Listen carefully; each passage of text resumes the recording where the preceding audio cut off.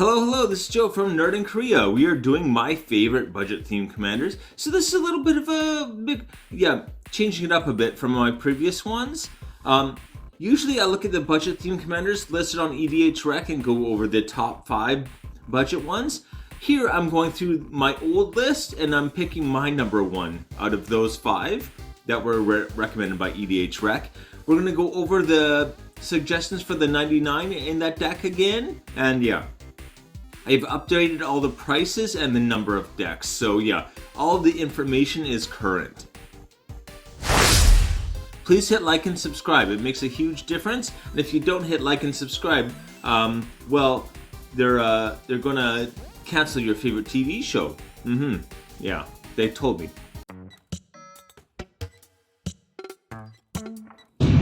First up is Aristocrat, a very popular one for sure. And yeah, Teysa Karlov. Okay, very obvious choice here. This is my personal favorite because this is my first commander deck I built from scratch was a Teysa Karlov deck. I almost called her Arlov instead of Karlov, so that's good. 2 white-black for this 2/4. If a creature dying causes a triggered ability of a permanent you control to trigger, that ability triggers an additional time. Again, if a creature dying causes something to trigger, it triggers twice. This does not say you get death triggers twice. You do, but also anything else that you control that is triggered by anything dying, any creature dying, doesn't have to be a creature you control, is doubled. Whole value. Creature tokens you control have Vigilance and Lifelink. The tokens also get Vigilance and Lifelink. Oh my gosh, that is just huge. Yeah. 110, and yeah, she went from 11,258 decks to 15,838 decks. That seems like a lot. 4,000 decks? That's nothing, trust me. And for the picks for the 99, we have Unindebted Spirit for 1 white is a 1/1, and you can bestow it, meaning you cast it as an enchantment. Sorry, I can't see right now for some reason. So if you cast this card for us, bestow cost, it's an aura. Yeah, basically cast as an aura for 2 and a white. And it has Afterlife 1, so when this goes to the battlefield, you get a 1/1 white and black spirit token with flying. Not bad. Enchanted creature gets +1/+1 and has Afterlife 1. So again, this has Afterlife 1 and the creature is going to have Afterlife 1. So you get 2 of these spirits. Every time these go to the graveyard, it's a nice combination, definitely. So yeah, I believe. Yeah, when this permanent is put into the graveyard. And if it said when this creature, it wouldn't count as the bestow, but it says when this permanent. Anyway, 39 cents. And Teysa will double those as well, so you'll get 4. Cruel Celebrant for white and a black is a 1/2. Orzhov here. Whenever Cruel Celebrant or another creature or planeswalker you control dies, each opponent loses 1 life and you gain 1 life. That's not a lot on its own, but you're going to keep doing it, also you're going to double those triggers, right? So they'll gain 2 life, they'll lose 2 life every time anything you control dies. Like, yeah, that's going to be a win pretty quick. Elias Ilkor, pretty much the same thing there. So whenever another creature enters the battlefield under your control, this is kind of better because it enters the battlefield, gain 1 life, and whenever another creature you control dies, each opponent loses 1 life. So you're only getting 1 for the life gain because that's on entering, and then you're getting 2 when, yeah, anything dies, it's going to double trigger. So yeah, 133 for that one. Equipment. All right, so we've got Arna Kennerud, Sky Captain. So she is 2 white, blue, black. 5 seems to be high for a commander, but I still like this one. And she's a 4/4 flying lifelink. 5 mana for a 4/4 flying and lifelink though. So yeah, it's something. But yeah, Esper. She's an Esper. That's one thing I think is very interesting. Again, she does also have a ward discard a card. So your opponents, if they want to target her with anything, they're going to have to discard, which is quite a hassle. Whenever a modified creature you control attacks, double the number of each kind of counters on it. Then for each non-token permanent attached to it, create a token that's a copy of permanent attached to that creature. So yeah, any auras, any equipment, any counters on it are going to counters get doubled, and pretty much all the non-token equipment, you make copies of it, which is going to go off very, very quickly. I have her as an equipment commander here. I would definitely use equipment, but she's also very flexible. You can include a lot of counters, a lot of auras, things like that. And also, focusing on equipment is very good with her. And Esper is a very unusual color combination for equipment. You really don't think equipment Esper. So yeah, that's kind of why I like this one. Anyway, 80 cents. And we've got Assimilation Aegis. Aegis, I think is how it's pronounced. 1 white blue. So for this equipment with equip 2, so when it enters the battlefield, exile up to 1 target creature until it leaves the battlefield. That's a really good start, right? You're just going to take some kind of problematic creature and exile it. Just like that. And whenever it becomes attached to a creature, for as long as it remains attached, the creature becomes a copy of the exiled creature. This actually dropped in value. This is one of the few cards that most went up a little bit or went up like a respectable amount. This actually dropped. It should not have. This is so good. Removal, and you basically get to steal their creature. You could throw this on like a 1/1 and they become whatever you exiled. Like, oh boy. 94 cents. Anyway, Kappa Cannoneer. 5 in the blue. So for this, and it has improvise. Very important. So yeah, your artifacts help cast this spell. For each artifact you tap after activating, reduce the cost by 1. So you can tap 5 artifacts and reduce this cost by 5, paying 1 blue. Pretty good, especially if you got like a bunch of clue tokens or something. Just tap your clue tokens, good to go. And it has ward 4. Ward is flawed, but it's better than nothing. Alright, I cannot see today, why? Anyway, whenever Kappa Cannoneer or another artifact enters the battlefield under your control, put a +1/+1 counter on Kappa Cannoneer. And it can't be blocked this turn. So it's going to keep getting bigger, bigger, bigger, and just can't be blocked. Every time you have an artifact enter the battlefield. Right? Yeah, enters the battlefield under your control. So again, those decks that are making a whole bunch of clues or something like that, that's going to help cast him, and it's going to make him big, and it's going to make him unblockable. Like, oh boy, 150. This was actually under $1 before. That's crazy it was under $1. Finally, Cranial Plating. For 2, this equipment has equip 1, also 2 black to attach. Why is attached good? Equip is sorcery speed, attach is instant speed. So you can attack, and as soon as, like, if you see the attack is going through, just switch it. And boom, you've got probably a whole mess of damage getting through. So yeah. And also remember, she's going to make a copy of this. When that attacks whatever it's equipped to at the time, it will get a copy of it. So you can move this original one and keep the copy on that one. So you can kind of just keep doing this every time, right? 44 cents only. Aye. Vehicle. So this is almost like the opposite of equipment. So I've got equipment and vehicle. Maybe some people think they're very similar. I think it's almost like the opposite, right? Equipment you attach to the creature. With this, you attach the creature to the equipment, like, or to the vehicle, the crew, yeah, whatever you want to call it. Depala, Pilot Exemplar. This is 1 red, white, Boros. So yeah, she is, other dwarves get +1/+1.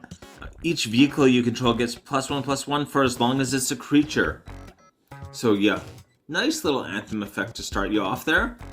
And whenever the pilot exemplar becomes tapped, you may pay X. If you do, reveal X cards from your library. Put all dwarf and vehicle cards from among them into your hand. Oh boy, and the rest on the bottom of your library in any order. So you're almost probably never really gonna have to run out of cards in hand with this. And we're gonna have lots of ways to make those dwarves and vehicles into even more card advantage. So yeah, this is crazy. This is one of the ones that fell in value. I think it's, yeah, not the only commander that fell in value, but I don't understand why. It honestly should not have. I kind of want to build this now. Anyway, so she was in 1,511 decks. She went up to 1,536 decks, so she gained 25 decks only. That's so, I think that's the lowest of any of these by a long shot. But anyway. Yeah. Dwarves and vehicles also, the synergy is quite good. Especially like if she's giving all the dwarves +1/+1, having them crew is very easy, right? Anyway, 34 cents. Megdad, Brazen Outlaw for 1 or red. Other dwarves you control get +1 attack. Hey, another anthem. Whenever a dwarf you control becomes tapped, again, becomes tapped. That includes for anything that, like, you know, piloting the vehicle, you have to tap them. So this is just going to keep tapping them. And also they don't have to go to combat, so they probably aren't going to get taken out very easily. Create a treasure token. So all of your dwarves piloting all of your stuff becomes treasure. It's ramp now. Oh, red ramp. Sacrifice 5 treasures, search your library for an artifact or dragon card. Put that onto the battlefield, then shuffle your library. So you can go add dragons to this or artifacts. Again, I wouldn't go hard on dragons, but you can add just a few dragons and have a massive impact with that, right? Especially when you can just tutor them out anytime you want. 99 cents. SRAM, Senior Edificer. For 1 and a white, this is a 2/2. Whenever you cast an aura, equipment, or vehicle spell, draw a card. Going casting lots of vehicles, drawing lots of cards. Hey, great. $1. The Pride Inn Steel Flagship. So 4 white for this 6/6 flyer, and whenever another non-token artifact enters the battlefield under your control, create a 2/2 human knight creature token with this creature gets +2/+2 as long as an artifact enters the battlefield under your control this turn. So it's going to make all these 2/2s that get +2/+2 every time you cast an artifact, which you're going to keep doing, right? Just, so much synergy there. Anyway, 25 cents only. +1/+1 counters now. Magis Lucia King. She's actually on another list I have, my Expel list. So yeah, I'll see why in just a second. So we've got 1 green, blue, red teamer. I do like a teamer commander, and she's a 1/1. Okay, 4 for a 1/1. Not a good start, but let's see. At the beginning of combat on your turn, put a +1/+1 counter on target creature. So every single combat, any creature you want, throw a +1/+1 counter on it.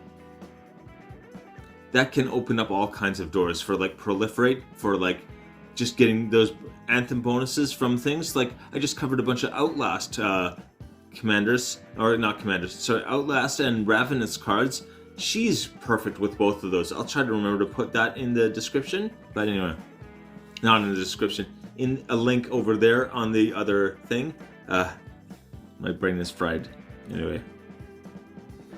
Yeah. Expels and +1/+1 counters go really well together. And we're going to talk about why in just a second. So her second thing is, you can tap her to add 2 colorless mana. When you use this, cast a spell with X in its mana cost, or activate an ability with X in its mana cost this turn, copy that spell or ability. You may choose new targets for the copy. So again, she can tap basically like a mana dork. She'll make 2 colorless. You can use that for anything, but if you use it for something with X in the cost, you're going to copy it. So you've got all these things, especially like Zoanthrope is the main thing I think of. It's going to come in, you're just going to do a bunch of damage equal to its X cost, and you can probably draw a card and she'll make a copy, draw a card, do damage again. Yoi. Draw 2 cards first, playing 1 spell. That's like something blue would do, and this isn't. Well, it's a red and blue, I guess is it. So anyway, okay, so 3,560 decks when I originally covered her, and now she's in 11,197. Oh my gosh, she gained over 7,000, yeah, over 7,000 decks. Like, what? Yeah, that's why I said with Depala she gained 25, and I was like, that's pretty low. Like, it's been a few months. It has not been like years or something, you know? 85 cents. Zoanthrope, what I was just talking about there. X, blue, red. So, and Ravenous. Ravenous, again, spend at least X as 5, draw a card. Very simple, very nice. Flying and Ward 2. Flying is nice. So when it enters the battlefield, it deals X damage to any target. Oh my gosh, like X damage to any target, you're going to make it double, right? And have 2 of these flying Ward 2, like, probably big suckers out there. So yeah, 50 cents only. Turvigon for X and 1 in green. This has, again, Ravenous and Trample. Trample's very nice for this, especially because whenever it deals combat damage to a player, create that many 1/1 green Tyranid creature tokens. So you can use this to make a whole bunch of tokens very easily. They're only 1/1s, but you can use that to key off all kinds of other things, right? 101. Exocrine for X and 2 in a red. So again, Ravenous, and when it comes into the battlefield, it deals X damage to everything else. All the players, all the creatures, everything, and you're going to double that, right? You probably want something like make your own board indestructible, ideally, or you just like wipe out everything else and just like, you know, have a plan B. If you have kind of like a burn sub-theme, I think it's really good with that, because if you're able to tick everyone else down a little bit, this can come in and just do double X damage and to all the players, and you could just like take the game right there. You really only need to be like, what, technically 1 hit point ahead, or 1 life point I should say ahead, and you might be able to just like use this to end the game right there. 71 cents. Finally, Mill. Muldrotha the Grave Tide. Okay, so 3 black, green, blue Sultai for this 6/6. Oh my gosh, okay, so number of decks, when I originally covered Muldrotha, it was 2,069. Now it's 16,060. Gained almost 14,000 decks. It has not been that long. Like, 14,000 decks. I can't. What? That's insane. But yeah, this is a really good one. I think I'm actually going to build this. I'm doing the color challenge between my my deck techs, my deep dive decks, and my deck check and my deck reviews. I'm trying to, between the 2 of them, I'm trying to cover the 32 color challenge. And I think this should be my Sultai, because I really do like Muldrotha. Anyway, during each of your turns, you may pay. Oh, sorry, I did say 6/6. Yeah. During each of your turns, you may play a land, cast a permanent spell of each permanent type from your graveyard. Of each permanent type. So if you're milling yourself, you can mill everyone, including yourself, and you don't have to worry about like losing access to those things. You don't want to mill yourself too much and lose the game. Of course, you want to mill the other people more, but there's a lot of effects that mill everyone, including yourself, and this turns that into a real advantage. It makes milling the other players kind of worry-free and much easier. Anyway, 150. Secret of the Dead. Okay, Secrets. Secrets of the Dead. 2 in a blue for this enchantment. Whenever you cast a spell from your graveyard, draw a card. You can cast multiple spells from your graveyard every turn, and you just keep drawing cards off of that. Nuts. 29 cents only. Aye. Gravebreaker Lamia, 4 and a black for this enchantment creature. It's a 4/4 lifelink. Not bad, not great, but anyway.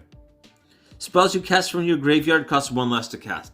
That's so huge in this deck, first of all. And when it enters the battlefield, search your library for a card, put it into your graveyard, then shuffle your library. So she'll just go grab anything you want out of your graveyard and you can throw it straight, out of your library and throw it straight into your graveyard, meaning you get to cast it right away. So the kind of win cons you can set up with that. Very easy way to set up your win con right there. 66 cents only. This actually dropped. I can't believe this dropped in value. I should buy it now, I guess. But anyway, Spore Frog. 1 green for this frog. A 1/1. Sounds not great, but it's great. Sacrifice it. Prevent all combat damage that will be dealt this turn. So yeah, it's a fog effect you can just keep doing because every turn you can recast this, right, from your graveyard. You can keep just throwing it onto the battlefield, sacking it, preventing all the combat damage. You'll have to do that like once and everyone's going to go, oh, okay, there's no point in attacking this person. Fair enough. And yeah, you might just get left alone because you have Spore Frog, which is doubly good, remember, because the attacks are still going to happen, just they're not going to hit you. They're going to hit your opponents. Your opponents are going to be fighting instead of attacking you.